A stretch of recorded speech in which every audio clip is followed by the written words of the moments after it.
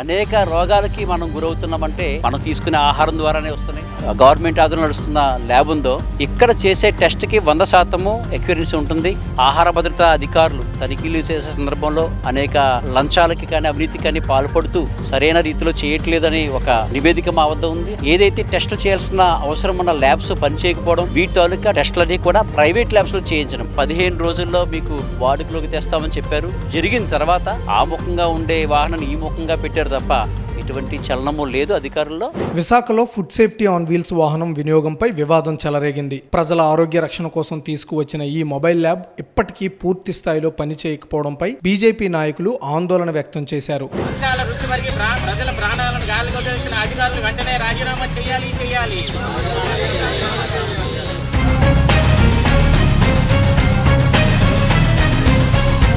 విశాఖ తూర్పు నియోజకవర్గ పరిధిలోని పెదవాల్తేర్ ఆహార పరిశోధనాశాల ప్రాంగణంలో ఉన్న ఫుడ్ సేఫ్టీ ఆన్ వీల్స్ వాహనం వద్ద బీజేపీ ఆధ్వర్యంలో నిరసన ప్రదర్శన జరిగింది. ఈ కార్యక్రమంలో భారతీయ జనతా పార్టీకి చెందిన మాజీ జిల్లా అధ్యక్షుడు రవీంద్ర మేడపాటితో పాటు పలువురు నాయకులు పాల్గొన్నారు.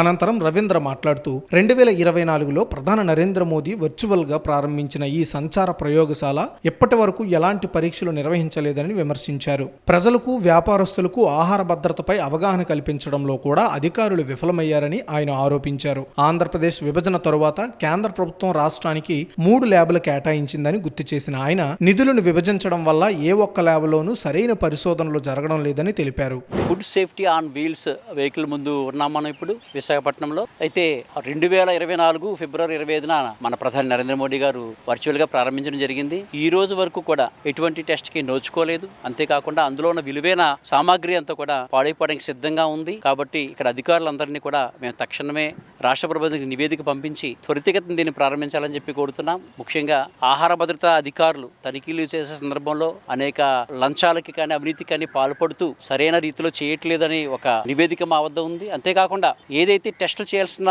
అవసరం ఉన్న ల్యాబ్స్ పనిచేయకపోవడం, వీటి తాలూకా టెస్టులన్నీ కూడా ప్రైవేట్ ల్యాబ్స్ లో చేయించడం. అంటే ఇక్కడ 1000 రూపాయల నుంచి 2000 రూపాయలు ఖర్చు అయ్యే టెస్ట్కి, పరీక్షకి వారు 15 నుంచి 20,000 రూపాయల వరకు వెచ్చిస్తున్నారని చెప్పి మాకు తెలియడం జరిగింది. చాలా దురదృష్టం. మనం అదే డబ్బుని కానీ ఇక్కడ వెచ్చిస్తే కనుక పూర్తి స్థాయిలో ఈ ల్యాబ్స్ పనిచేయడం మొదలవుతాయి. తద్వారా త్వరితగతిన రిజల్ట్ రావడం జరుగుతుంది. ఎటువంటి అవినీతికి ఆస్కారం లేని మన తనిఖీలు జరుగుతాయని చెప్పి ఆ సందర్భంగా తెలియజేస్తున్నాం. ప్రజల ప్రాణాలను గాలికి వదిలేసిన అధికారులు వెంటనే రాజీనామా చేయాలి.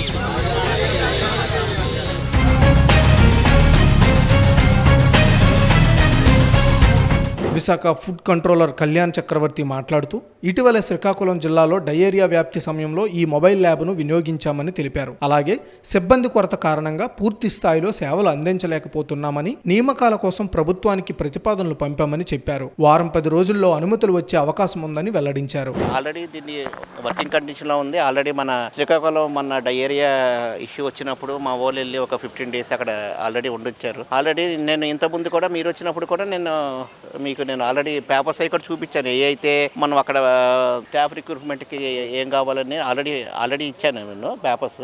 It is on going process. With in ఒక వారం 10 రోజుల్లో మటుకి మాకు వస్తుందని మేము అనుకుంటున్నామండి.